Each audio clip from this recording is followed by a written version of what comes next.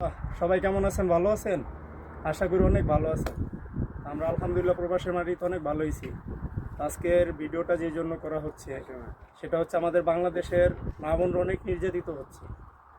বিএনপির যে সমস্ত নেতাকর্মী আছে ওরা চাঁদা চাইতেছে, চাঁদা না দিলে বাড়ির ভিতরে ঢুকা মহিলাদের উপর অনেক অত্যাচার করতেছে। তো ভাই সবচেয়ে বড় কষ্টের বিষয় হলো এটাই যে গতকালকে একটা ভিডিও দেখছি আমি, সেটা 1000% সত্য, 1000% সত্য। এক বোনকে বাসের সামনে বোনের কাপড় সব ছিঁড়া ফেলাইছে। বোনটা দৌড়ায় বাসের ভিতরে ঢুকতেছে, ঢুকতে ঢুকতে কাপড় চোপড় সব ছিঁড়া ফেলাই দিছে। এটা কি আমাদের বাংলাদেশ? আমরা কি বাংলাদেশ চাইছি? 71 সালে যুদ্ধের সময় 30 লক্ষ শহীদের বিনিময়ে আমাদের বাংলাদেশ পাইছি। এখন 71 সাল শেষ। এখন কি আমরা কি সেই বাংলাদেশকে আমরা আবার চাইতেছি যে আমাদের মা বোনেরা নির্যাতিত হচ্ছে বাংলাদেশের পুরুষদের হাতে? এটা সম্পূর্ণ ভুল ভাই, আপনার এটা পরিহার করেন। আর পুলিশ ভাইদের, আর্মি ভাইদের দৃষ্টি আকর্ষণ করে বলতেছি যে আপনারা এই সমস্ত খারাপ লোকদের রাস্তায় প্রকাশ্যে ব্রাশ ফায়ার করে মেরে ফেলান।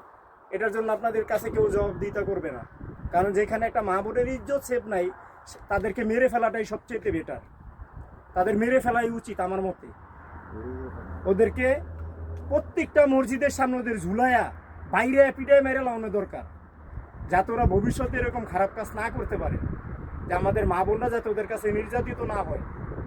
মা বোনদের বর্তমানে যে পরিস্থিতি হচ্ছে যে ওনাদের মানে কি বলবো, আর বলার কোনো ভাষা নেই ভাই, বলার কোনো ভাষা নাই। ওনাদের মান সম্মান নিয়ে চলাফেরাই বর্তমানে এটা দেশটার এই অবস্থা হয়েছে। আমাদের বাংলাদেশে ডক্টর মোহাম্মদ ইউনূস সাহেব উনি দেশের বিভিন্ন দেশে থাকে, সফরে থাকে, তো ওনার দোষ দিয়ে লাভ নাই। সবচেয়ে বড় দোষ হচ্ছে আমাদের বাংলাদেশের পাবলিক এখনো বাংলাদেশের যে পাবলিক আছেন আপনারা শক্ত হন, আপনারা যদি থুতু ফালান ওই সমস্ত 2-4-5টা পাতি রংবাজ থুতুর পানিতে ভাইসা যাইব। বুঝতে পারছেন? আপনারা এখনো সময় আছে, শক্ত হয়ে দাঁড়ান, ওদের বিরুদ্ধে রুখে দাঁড়ান। মা বোনের ইজ্জত এখন আপনাদের হাতে, আপনারা মা বোনের ইজ্জত রক্ষা করার চেষ্টা করেন।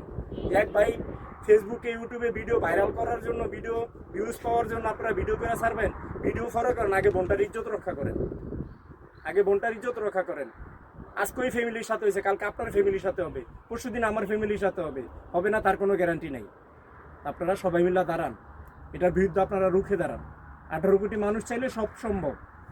তো ভাই এটা আপনারা করেন, তাতে আমাদের বাংলাদেশেরই মঙ্গল। আমাদের আগামী প্রজন্ম কি করবে? কিচ্ছু করতে পারবো না আমাদের আগামী প্রজন্ম। তো আমরা খালি চাই দেখবো আজীবন, দিক খাইতে পারবো না।